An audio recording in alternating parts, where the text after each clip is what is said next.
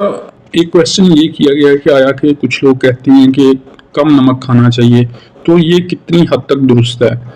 कम नमक खाना सेहत के लिए बेहतर है, लेकिन नमक बिल्कुल ही छोड़ देना एक और बीमारी या इरिटेबिलिटी काज कर सकता है।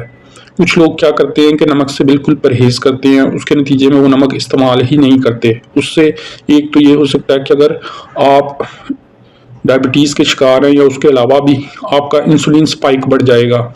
दूसरा इसमें क्या होगा कि आप खाना वगैरह खाएंगे तो आपको खाना हजम नहीं होगा, ब्लोटिंग होगी, यानी पेट में गैस बनेगी, आप अनकंफर्टेबल रहेंगे। एक रीज़न ये भी हो सकती है। तीसरी रीज़न इसमें क्या हो सकती है, हमारे जो नर्व्स होते हैं उनके दरमियान जो मैसेजिंग होती है वो होती है सिनेप्सिस के थ्रू। यानी ये एक नर्व है, ये एक नर्व है, ये दो नर्व्स हैं, इनके दरमियान जो मैसेजिंग होनी है वो उसमें साल्ट जो यूज़ होता है वो सोडियम ही यूज़ होता है, तो उसके लिए भी ये रिक्वायर्ड है आपको।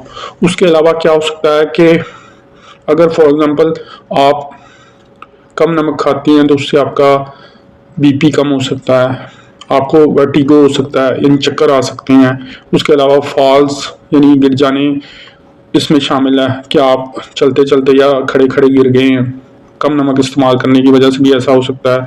उसके अलावा क्या हो सकता है, कम नमक की वजह से बेसिकली आपकी बॉडी पूरी तरह प्रॉपरली रिएक्ट नहीं कर पाती।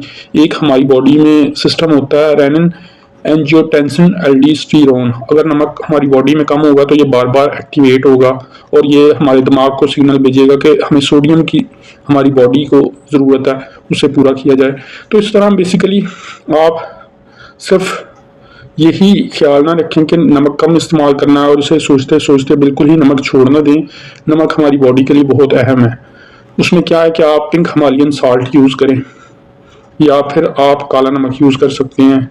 जो खाली सोडियम या नमक है उसे यूज़ ना करें, जिसे चाइनीज़ साल्ट भी कहते हैं। तो इस लिहाज से आपने एहतियात करनी है। उसके अलावा आप मेरे साथ मेडिकल अपॉइंटमेंट भी बुक कर सकते हैं, उसका लिंक नीचे डिस्क्रिप्शन में है। Thank you.